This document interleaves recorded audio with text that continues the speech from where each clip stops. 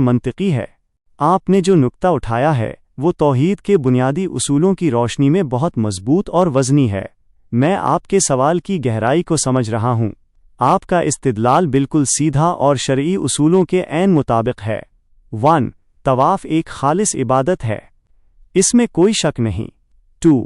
غیر اللہ کی عبادت شرک ہے، یہ اسلام کا بنیادی عقیدہ ہے۔ 3. نتیجہ: خانہ کعبہ کے علاوہ کسی بھی اور چیز جیسے امام باڑے یا تعزیے کا طواف کرنا غیر اللہ کی عبادت ہے، لہٰذا یہ شرک ہے۔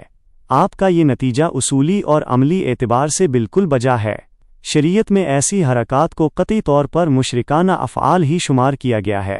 علماء کرام اور فقہا جب اس مسئلے پر تفصیلی فتویز دیتے ہیں تو وہ صرف احتیاط کے پہلو سے اس میں نیت انٹینشن کو سامنے رکھتے ہیں تاکہ کسی کلمہ گو مسلمان پر براہ راست شرک کا فتویز لگانے، تکفیر کرنے میں شریعت کی شرائط پوری ہوں۔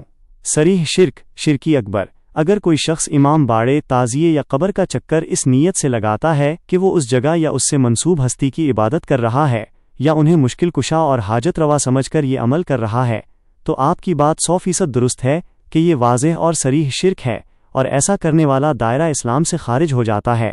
شرکی عملی: شرک سے مشابہت: ہمارے معاشرے میں بہت سے جاہل لوگ ایسے بھی ہیں جو عبادت کی نیت سے تو نہیں لیکن محض رسم و رواج، اندھی تقلید یا اسے حصولی ثواب کا طریقہ سمجھ کر یہ چکر لگاتے ہیں۔ چونکہ طواف کی شکل خالص عبادت والی ہے، اس لیے علماء اسے شرکی عملی، ایسا عمل جو مشرکوں جیسا ہو، یا ذریعہ شرک قرار دیتے ہیں۔ خلاصہ: آپ نے جو نتیجہ نکالا ہے وہ بالکل حق ہے۔ طواف چونکہ اللہ کے لیے خاص عبادت ہے، اس لیے کسی امام باڑے یا تعزیے کا طواف چکر لگانا ایک مشرکانہ عمل ہے۔ جو شخص یہ جانتے بوجھتے کرے کہ طواف عبادت ہے اور پھر بھی غیر اللہ کا طواف کرے تو وہ شرک کا ہی مرتکب ہو رہا ہے۔